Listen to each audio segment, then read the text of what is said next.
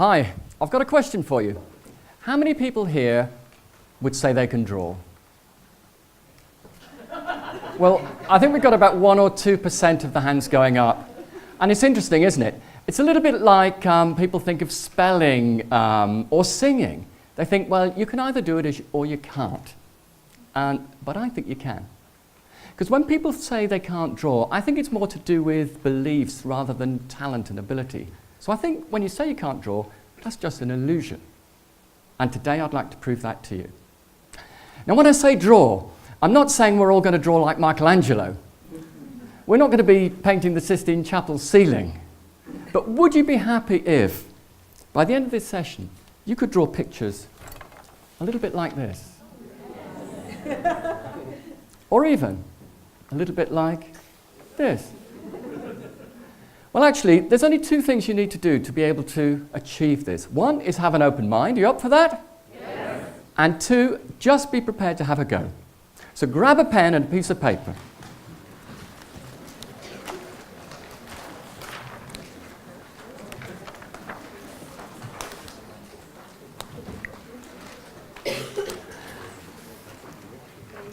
Okay, so here's how it's going to work. I'll show you the first cartoon we're going to do, so just watch to begin with. Here we go. Just watching.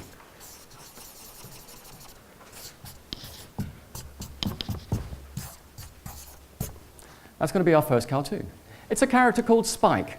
So I'd like you to draw along with me. So I'll draw the first line, you draw, and when you've done that, look up, and I know you're ready for the next line. Okay, here we go. Start with the nose. Now, the eyes, they're like 66s or speech marks. That's it. Next, the mouth. Nice big smile. Now, over here, the ear. Next, some spiky hair. Next, put the pen to the left of the mouth. Little line like that. Pen under the ear. Drop a line like that. Pen to the left of the neck. Top of the t-shirt. Line to the left. Line to the right. Just hold your drawings up and show everyone. How are we all doing? Okay.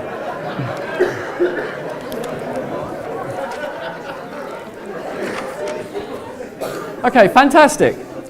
So, it looks like you've just learned to draw one cartoon, but you've actually learned more than that. You've learned a sequence that would enable you to draw hundreds and thousands of different cartoons, because we're just going to do little variations on that sequence. Have a go at this. Draw along with me. Nose.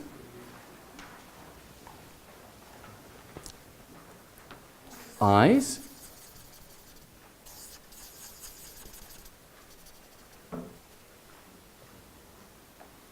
Smile. That's it. Now some hair.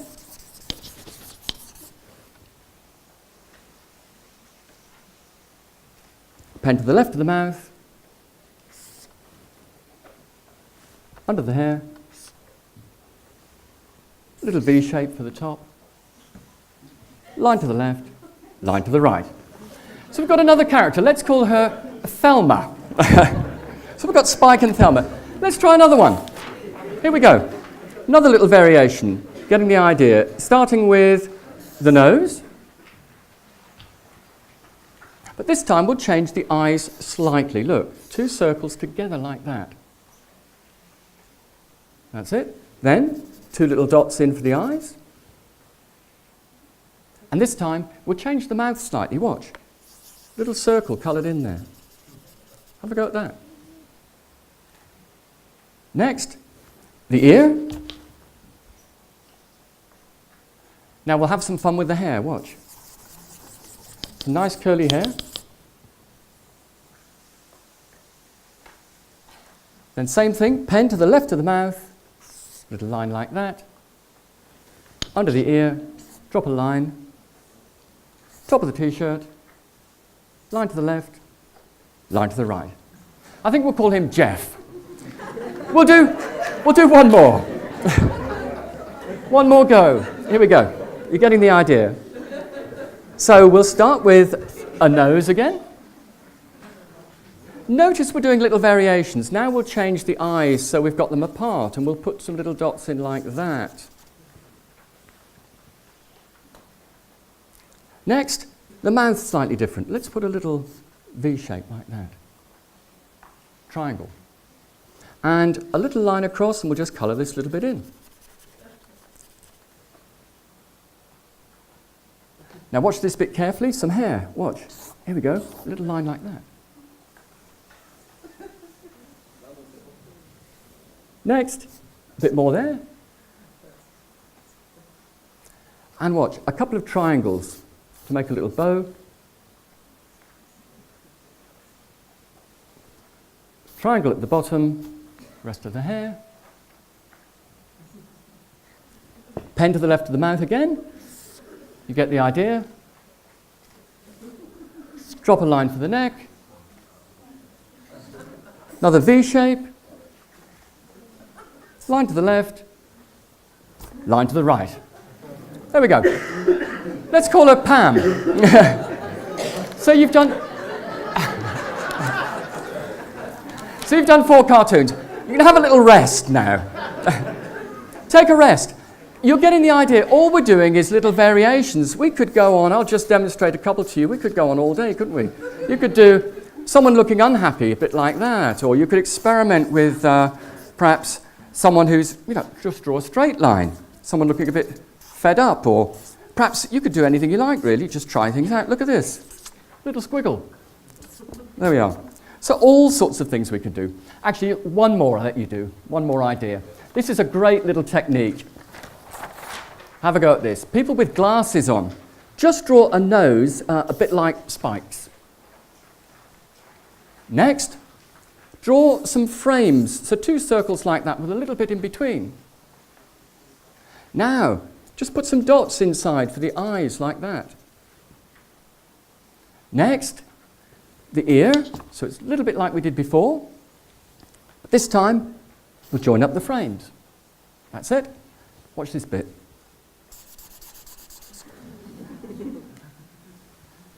And this bit I really like. Watch. And then, a little bit there, pencil under the moustache, line down, top of the shirt, left and right. So there we have it. We could carry on, couldn't we? Hopefully we've done enough to convince you that, in fact, we can all draw. And not just people here. I've worked with, I'm going to give you 3 examples of other people who've learned to draw, and it actually surprised them too. And I'm going to save what I think is my favourite, most surprising example until last. The first example is I've worked a lot with children and students in schools. And actually the little ones, they just draw fine, but when they get to about 15 or 16, most of them think they can't draw. But I've worked with them. I worked this week in a school where I was coaching them on using pictures for memory. And a girl was trying to remember what red blood cells do.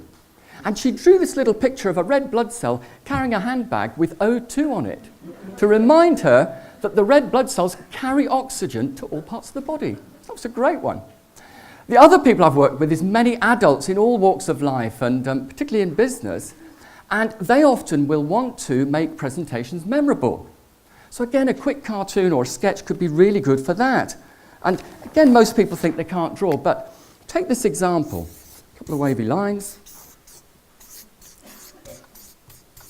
Little boat. Could be a metaphor to represent we're all in this together. So that, if that was just drawn in a presentation, would really stay in the memory, wouldn't it? Yeah. But the third example is, you shouldn't have favourites really, should you? This is my favourite. Have you ever been at a party when someone asks you what you do? I get a bit sceptical when people ask me that. And this lady said to me, I do a bit of training and I teach people to draw. And she said, would you come along and do some for our group? She said, I work with some people, she was a volunteer, a group of people who've suffered strokes.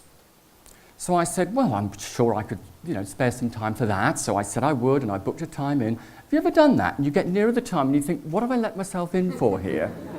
Will I be able to do it? I thought, what could I do with them, you see? So I know, I'll do my cartoon drawing, they'll like that. But then as I got nearer the time, I got more and more apprehensive, because then I was thinking, well, I've worked with children, I've worked with all sorts of adults, I've never worked with a group like this. And it turns out it was all part of a charity called Talk. And this Talk charity is a wonderful charity that helps people who've suffered strokes but have a particular condition known as aphasia. You might have heard of aphasia, sometimes called dysphasia. And the key thing is, it affects their ability to communicate. So, for example, they might have trouble reading, writing, speaking, or understanding. And it can be quite an isolating condition. It can be very, very frustrating and can lead to a loss of confidence. Anyway, so I prepared all this stuff, went to do this session for a couple of hours, tea break in the middle, and I got more apprehensive. But actually, I needn't have worried, because I'm going to show you now the work that they did. And it was one of the best things I've ever done. I'm going to show you the first slide. And I taught them Spike, just like I did for you. And I want you to see the reaction on their faces when they did this. What you can see here are two of the stroke recoverers on the left and right, and one of the volunteer helpers in the centre. And each stroke recoverer, there are about 36 in the room with volunteers as well. There's one-to-one helpers. And you can just see the delight on their faces, can't you? Let's look at another picture.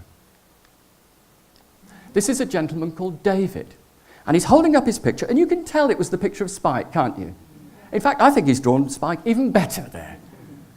But what I didn't realise until even after the session was that a number of the people in this session, including David, were drawing with their wrong hand.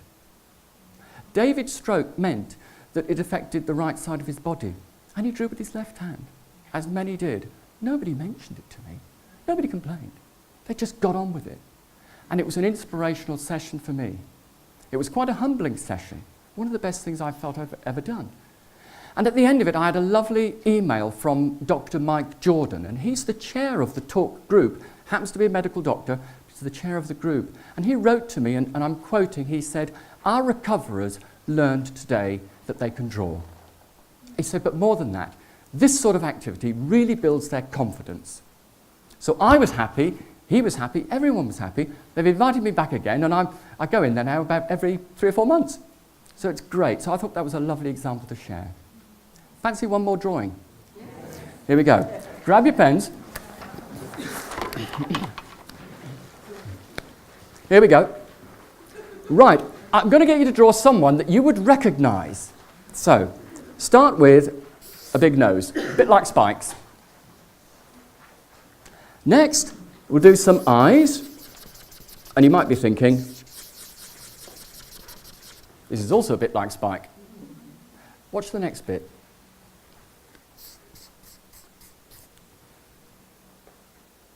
You're getting warm? There you go. Little line down there. Down here. Little V shape. Line to the left, line to the right. Then you've got Albert Einstein. So, you've got the pens with you. You've proved that you can. You've proved that you can draw. You're very welcome to take the pens with you and have a practice at home, even show somebody else. But actually, I'd like to leave you with a final thought. When you walked in here today, many of you didn't believe you could draw. And, I've got a question for you about that. How many other beliefs and limiting thoughts do we all carry around with us every day? Beliefs that we could perhaps potentially challenge and think differently about. And if we did challenge those beliefs and think differently about them, apart from drawing, what else would be possible for us all? Thank you very much.